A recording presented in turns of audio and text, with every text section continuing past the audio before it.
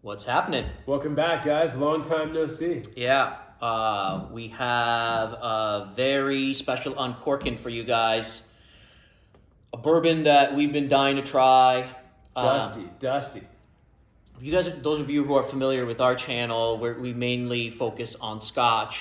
Why it's called Malt Reviews, the goal has been to try the very, very best Scotches in the world over the last 15 years or so.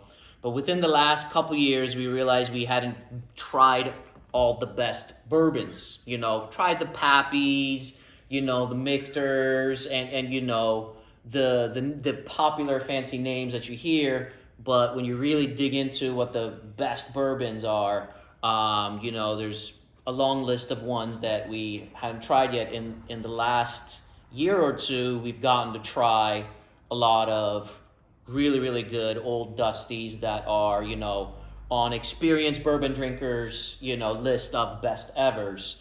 And this bottle right here is definitely one that gets talked about amongst the list of very bests, especially this particular version. So you want to kind of talk about and just the overall same idea that once we listened to the experts on Scotch and became obsessed with trying the best older Scotch and really digging into Scotch history, the way they used to make it back in the day, same thing with bourbon. And obviously the bourbon craze now, so much more exposure, but we're really digging into the history of bourbon and trying to find the best, possibly older bourbons. So this guy, it's Stitzel Weller, the real deal. It was distilled 1970, 5 years after Pappy died, but same process. Bottled 1977. As far as we know, 7-year-old age statement, might be older stuff, but our research tells us that it's probably mostly 7 years old.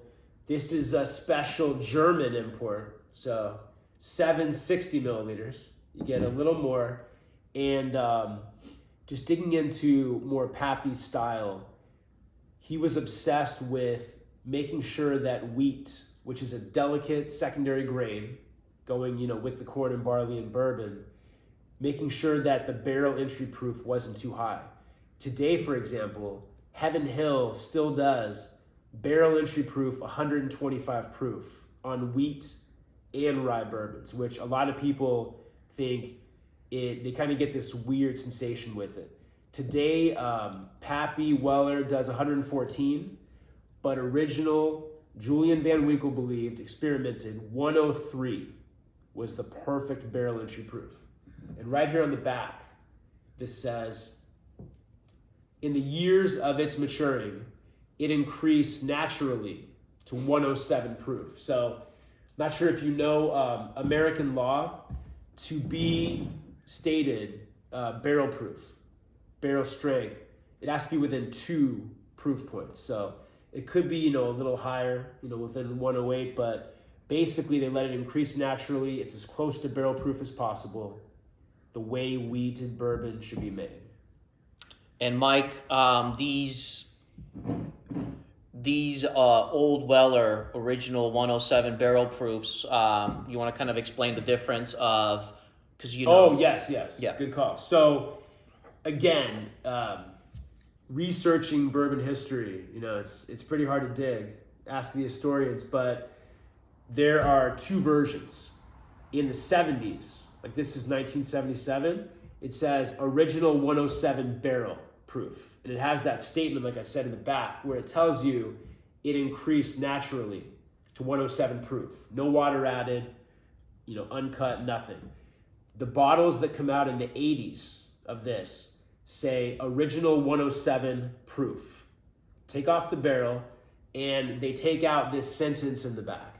So I can't find the definitive date, but I would suspect that at some point, late 70s, early 80s, that they increased the barrel entry proof to maybe 114 or closer, and they are watering it down a bit. So that's why we wanted to make sure and find this exact version of this bottling, when we could this is referred to, this is referred to the 107 gold vein. Gold vein. Yeah, the gold vein, because of all this the gold vein action right here. Yes, it's all over. But anyway, that's so you have the actual barrel proof, again, going from 103 barrel entry proof, naturally up to 107, no water added, German import, get extra 10 milliliters, couple shots. What could be better? And I do know that when you go to, for example, you're in Kentucky and you visit the Bardstown Bourbon Company, the beautiful vintage whiskey library that Fred Minnick curated, for example, or you visit Justin's House of Bourbon, legendary spot, and you ask them, I want you to blow me away with an old dusty bourbon that'll change my mind. This is commonly what they give you. All right. So this is not going to be a full review. We're going to let this thing breathe probably for at least 6 months. Mm-hmm. Try it a few times before we do an official review of it. But we kind of just wanted to just been doing some of these unboxings lately. You know, we're so used to just kind of getting the bottle and popping it. Opening it the day we get it. The day we get it. So lately we've just kind of been doing these kind of uncorking. So let us know if you guys do enjoy these, and we'll keep doing more and more because we do open up a lot of these special bottles. This is dusty as a motherfucker, dude. Like immediately. Yeah. Like antique furniture, antique oak. Wow. Oh, this is nice. This is nice, dude. Very musky. This is like a cologne right now, yeah. Oh, wow. And again, it's just like Scotch. We just have this obsession with the history of it, the processes that were used, you know, back before the craze, before the demand. It was much more of an artisan industry, and usually some of the best bottlings came out of those times, just like Scotch. Oh man, this is wow. And I will say that we always talk about with each other versus older Scotches, bourbon really needs proof.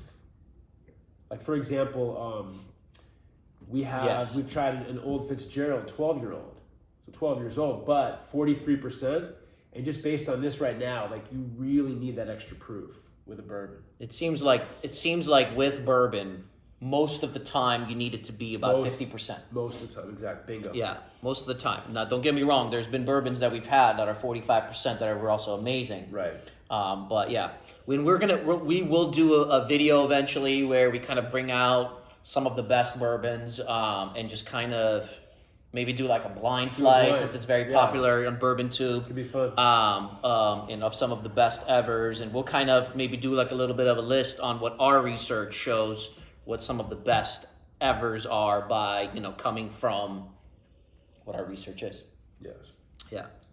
But this is wow. This is special, man. This is one of those where like sometimes you pour a dram and you're like, okay, I was expecting something epic, but it's not fully there yet. Right away you can tell. Away. It's always scary when you're opening up something really expensive. You know, if you look up this particular bottling right now online, you know, you're probably looking at like $5-6 grand. Yeah. No, you're so right. Like sometimes in the past, the bottle would get to the epic level. Yes. But the whole time you're kind of like, where's it at? Where's it at? This is right away. This is right away. Very satisfying. Very, very. And again, 107 proof, 53.5% alcohol by volume. Just like Pappy 15 today. Mm-hmm. Oh yeah. Mm. Wow. It's just that the dustiness just adds so much complexity to even the normal, like higher end bourbon flavors you get, you know? Really tasty. Fully intact. It's an older bottle, but it was in great condition. And we're learning that with bourbons, especially when you're getting these old school bottles, try to have the ABV be around 50% or more because, you know, the liquid could turn on you too. But this is stunning. I'm not going to get into tasting notes because we'll just kind of leave it as it's stunning. And we're going to continue to experience this guy, enjoy this dram together, and see you guys soon for many more.